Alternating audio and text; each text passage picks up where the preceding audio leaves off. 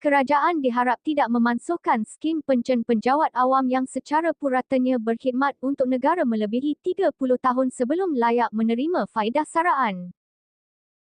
Pengerusi Kongres Kesatuan Pekerja-Pekerja dalam Perkhidmatan Awam, KUPEX, Sarawak Jubilee Jine berkata, skim pencen di negara ini antara yang terbaik dan kebanyakan penjawat awam lebih memilih skim berpencen.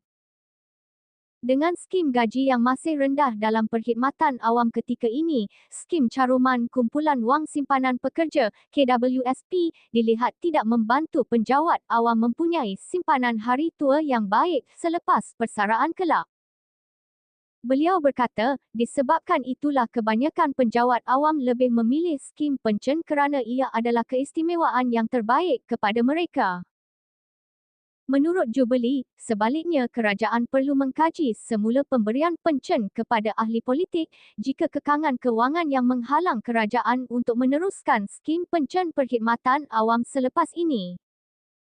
Pemansuhan pemberian pencen kepada golongan politik terlebih dahulu adalah langkah yang tepat kerana kebanyakan mereka berkhidmat sekitar 5 tahun saja, ujarnya. Katanya lagi, kumpulan ini bukan saja menerima allowance serta peruntukan tinggi semasa berkhidmat malah memiliki pelbagai keistimewaan berbanding penjawat awam yang secara purata berkhidmat lebih 30 tahun.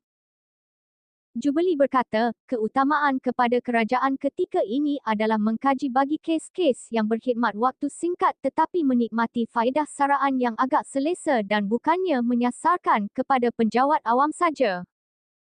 Kerajaan sewajarnya mengadakan sesi libat urus dengan pihak-pihak berkepentingan sebelum terus menetapkan skim caruman KWSP secara mandatori kepada lantikan baharu kelak.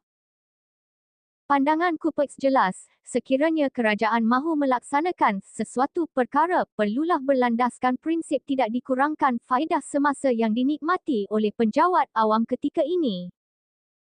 Beliau berkata 3 agensi berkepentingan kerajaan iaitu KWSP, KWAP, Kumpulan Wang Persaraan dan Perkeso, Pertubuhan Keselamatan Sosial, perlu mengurus dan berbincang untuk mengemukakan cadangan yang lebih baik bagi mengganti skim pencen yang dimansuh dan hendaklah tidak kurang faedah berbanding skim pencen sekarang.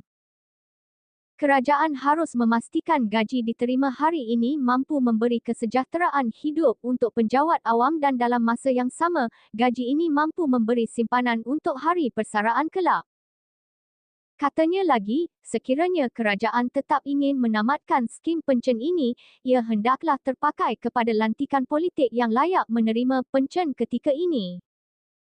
Beliau berkata dalam pada itu, KUPEX menyambut baik pencerahan diberi Jabatan Perkhidmatan Awam bahawa pengambilan secara lantikan kontrak sebagaimana yang diumumkan oleh kerajaan adalah langkah sementara bagi pengambilan baharu dalam perkhidmatan awam bermula 1 Februari 2024.